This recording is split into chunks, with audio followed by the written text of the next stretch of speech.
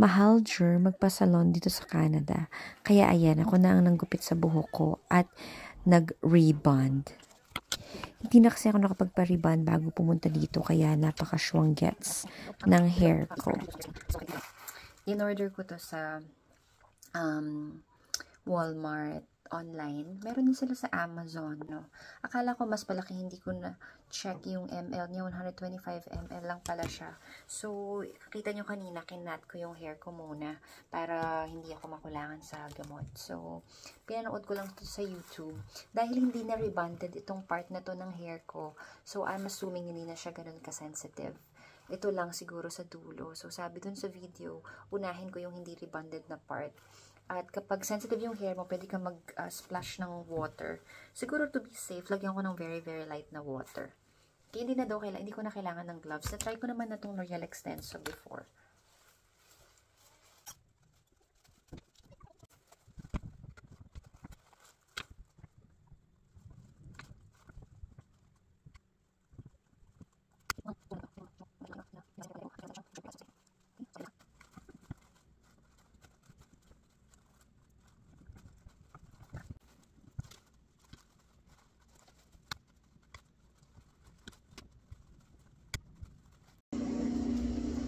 So, after 15 or mga 20 minutes, pinatagal ko.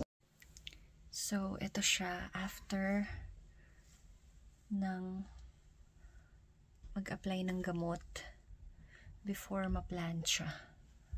Ayan. Dami kong white hair. Hindi pa ako pwedeng magkulay. After a few weeks, magko-color naman ako. Feeling ko, either kulang ang paglalagay ko ng gamot per strand or kulang sa babad. Kasi yung finalo ko na video, damaged hair, tsaka baka mas manipis yung hair niya. Ako kasi makapal yung buhok ko. So, probably, dapat pinatagal ko pa siya ng mga another 5 minutes. At dapat mas marami sigurong gamot ang nilagay ko per strand. Nagluto at kumain na muna ako. Itutuloy ko na itong aking pag-rebond. So, magpa-plancha na ako. Ito yung plancha ko. Hanggang 215 lang ang maximum niya na temperature.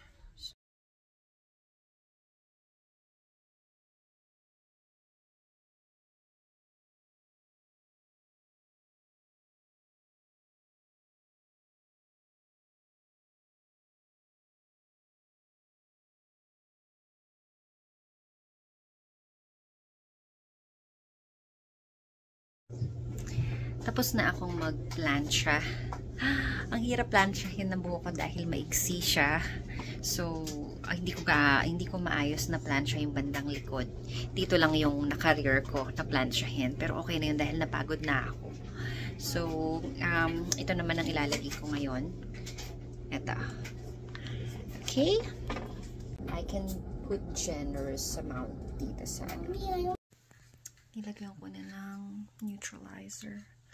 Patagalan ko lang ng 20 minutes bago ko i-rinse. Actually, nag-order din ako ng L'Oreal na treatment pero hindi dumating, kinancel na.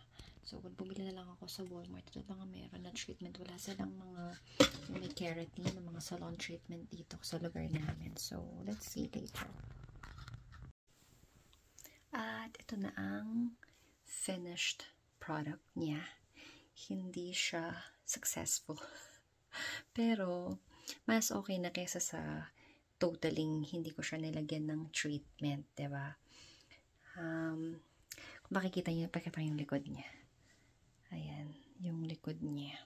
So, una, I think, itong colored hair ko na previously rebonded na damage na hair, mas maganda kung ginupit ko na sana hanggang dyan yung hair ko. Secondly, pangit ang pagkakagupit ko ng buhok ko at hindi ko siya gusto. At also, feeling ko konti ang pagkakalagay ko ng gamot every strand. So, lalo na yung pagpababa, hindi ko siya masyadong nalagyan. Thirdly, siguro dapat pinatagal ko pa ng kahit mga 10 minutes more, ganyan. And then, lastly is yung pagpa-plancha. Napagod na kasi ako, tsaka mahirap planchahin yung buhok pag sa likod kapag ganito kaigsi. Bali sana kung mahaba siya. Nakikita ko pa, tsaka napagod na rin ako, so nag-give up na rin ako sa pagpa-plancha. At nagsettle na lang ako sa kung ano yung aking makakaya. So, ayan ang aking result. Mas okay pa rin naman compare mo sa hindi ko siya ginawa. So, that's fine. Now, I'll wait until it grows longer, yung buhok ko, para magupitan ko na tong part na to. Tapos, I think, after probably 6 months, ganyan, pwede ko siyang i-reapply.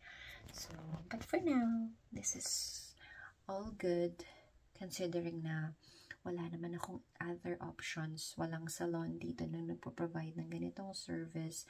At kung meron man sa other parts ng Canada na pupuntahan namin, is for sure mahal yun. So, lagi lang naman akong nasa bahay.